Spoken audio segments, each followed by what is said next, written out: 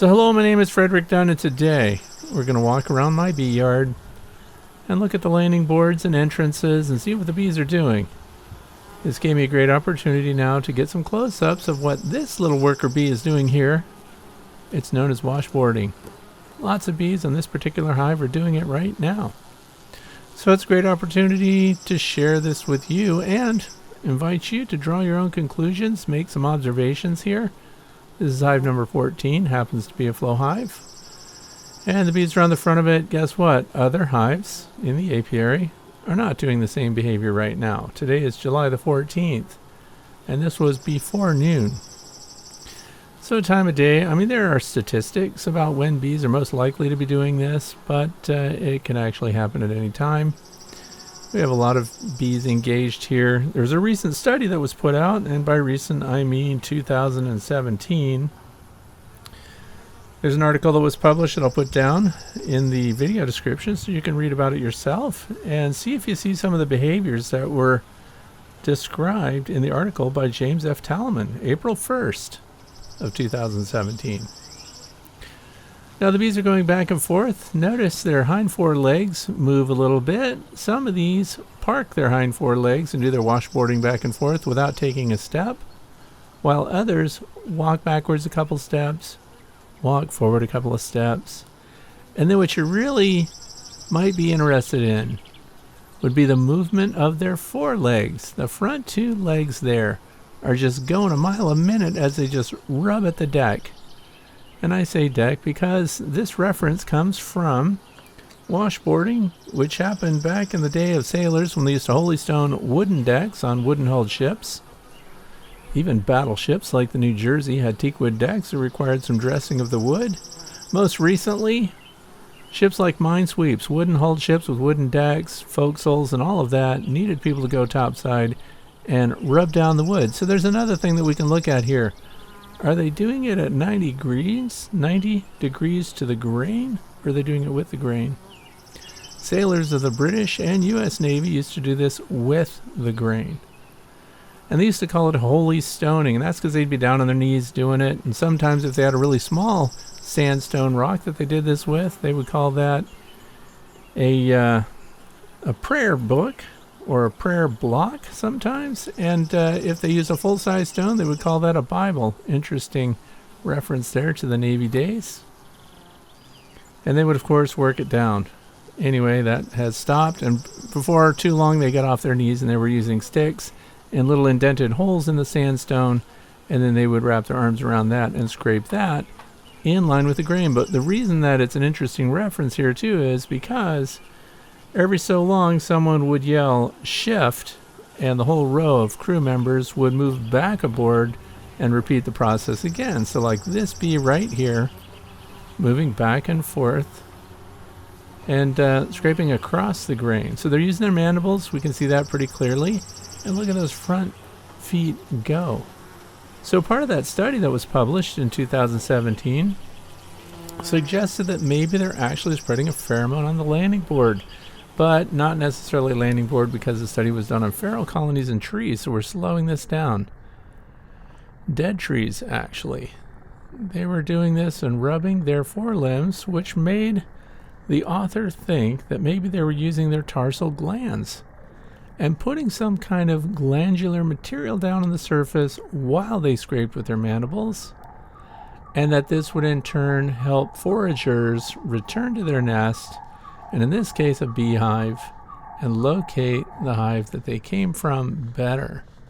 But part of the study that leaves me kind of puzzled here is that it also said that they use Nasonov glands and lift their abdomens and fan their wings at the same time that they do these behaviors.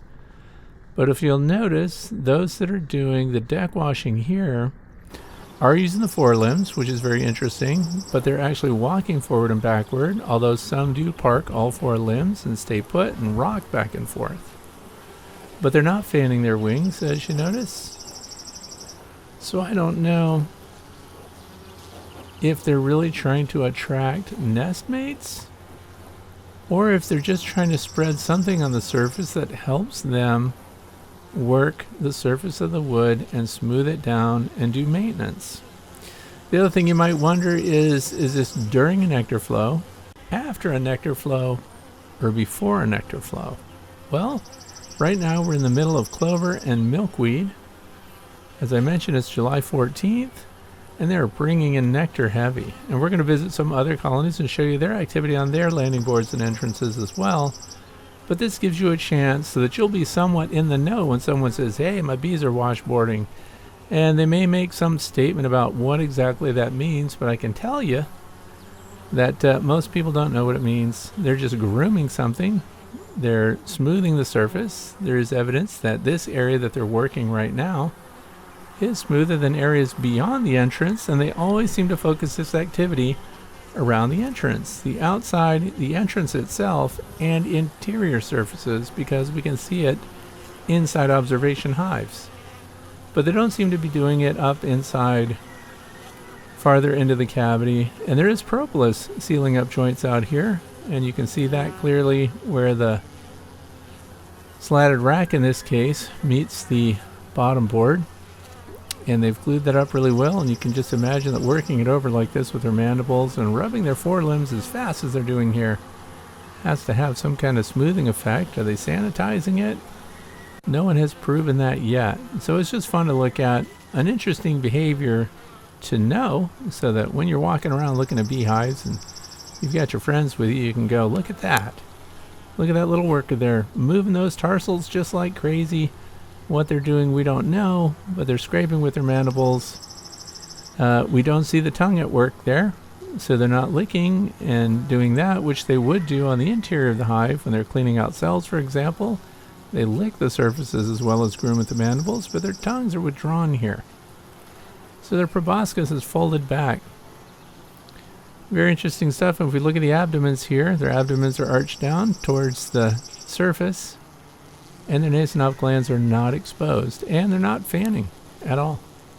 We have guard bees here too, scooting around. Some seem to pull double duty, like they'll pause to check an incoming bee, and then they'll go right back to grooming the landing board here and moving those forelimbs really fast. So what do you think they're doing? I don't know. I think the jury's going to be out for a long time. And the question for beekeepers, backyard beekeepers that watch my videos would be, what if we knew? What if we had the answer? I think this is another case of knowledge for the sake of knowledge. And here's another entrance. And this is a resource nucleus hive that, by the way, is 3 boxes tall, 3 sets of 5 frames. And these are just fanning. So one of the things that we can learn looking at this entrance is, are they spreading nasonoph? Are they attracting foragers? Or are they just fanning to dehydrate the nectar inside? Well, in this case, they're just fanning to dehydrate the nectar because the nasonoph gland, which is at the base of their abdomen, is closed right now. So they're just hanging on, fanning out. Another thing that's interesting about this entrance is, do they want this entrance smaller or larger? How can we tell? Well, if you look at the workers on the left there, they've actually been sealing up the little holes there, which otherwise would add more ventilation through this small hole into this nucleus hive. So they're sealing it up, telling us they've got enough space, they don't want more, and they can certainly very easily defend this. The other thing is the way the light is passing through their abdomens. It's a great opportunity to see how well fed they are. Their honey crop is full, and they've got lots of resources to continue doing the work that they're doing, like this one right here. And from time to time, you'll see other workers come next to the ones that are fanning like this and offer them some refreshment. So they'll extend their tongue out and share resources from each other's crops. So it's all interesting behavior, but these are definitely venting out the hive. How do we know? Get really close. Close as I am right here. I'm not wearing a bee suit, by the way, when I'm filming this.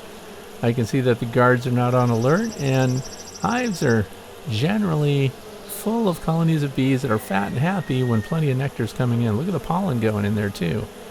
There are no guard bees looking at me, so I can get very close. And you just see what they're doing, but you can smell the nectar. You can smell what they're dehydrating. It's in the air. So that satisfies that question. And the other thing is, if they wanted this entrance to be larger, rather than sealing it up with propolis, they would be chewing away at the entrance, trying to make it larger. And I'm going to show you an example of that. We have another hive, much larger than this one, that we're going to look at, and you'll see what it looks like when the bees would like to have a larger entrance. Because these little mandibles that they use them for a lot of things, starting out with feeding baby bees, cleaning out cells, shaping beeswax, and then of course biting each other when they're not happy. And they can even scrape wood down. That's right. So that's what washboarding is part of. They are not scraping as hard as they could. There's someone being fed. See right there. That is called trophallaxis, when they pass resources back and forth from each other's honey crop. And there's a lot going on. So here's another hive. Let's see. We're going to jump across to that. And if you look at pollen going in, if we see more than 10, look at these nice fat pollen balls coming in on the corbicula, the hind legs of the bees, that have baskets indented with very stiff hairs that hold on to that pollen. And the pollen coming in is darker than the pollen that's on the plant itself, and that's because the bees amend that with the honey that they bring with them to make it stick. Otherwise, dry pollen would just be flying all over the place. You need to shape it back. Now this is the next hive. Look at the difference in the entrance. They are fanning because they have a heavy nectar flow too. But look at the opening on the left. They have not been sealing it up as the other colony did. So potentially they might want this one a little more open. This is also a triple box, 5 frames per box. They go through winter just fine like this. They have an insulated cover. And that's it. So this one we probably will come back and open this entrance just a little bit because they're not demonstrating that they want it sealed more. And these are all same apiary, same environment, and everything else. Now look at this. This is the fun one. This is the long Langstroth hive. And last fall we put these entrance reducers on so that the bees would have something that they could defend easier. And we have a lot of pollen coming in here. The last inspection that we did, we've almost run out of space. There's almost 30 frames, all deep frames, Langstroth frames, in this hive, nearly full to the top, which is problematic because our big nectar flow is ahead of us. But look at this entrance. If you look to the left, now they're fanning again. We don't have the Nasonov glands going. There's no deck washing going on here. These are just bees scooting around doing what they do. But look at the wood on the piece that I put on there. There's a worker right there chewing it. And they're also chewing the entrance, the hive itself right there. You'll see the fresh wood, the paint's been chewed away, top and bottom. So here's an example of a hive that I need to come back, and if I'm paying attention to the bees and what they're telling me they want, these bees want a larger opening. Look how they're working away on it. Now that's a big waste of energy on the part of the bees, but it's letting me know that I'm costing them energy by making them work away at that wood. It takes them a long time to chew through it because that's not what their mandibles are really for. They're not wood chewers. These aren't carpenter bees. So I'm going to come back after the video is done and I'm going to pry this piece off and make sure they've got all the space that they think they need.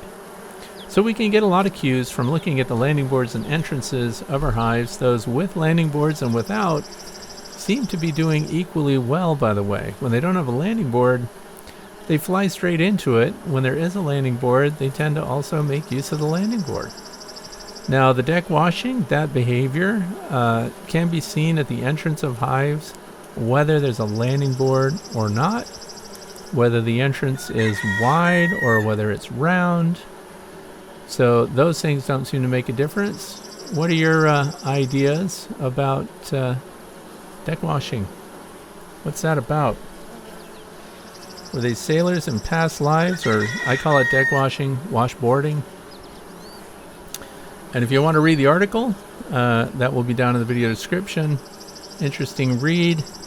But a lot of the things that are described in it are not demonstrated in the washboarding that I see here. But of course, these are not tree cavities.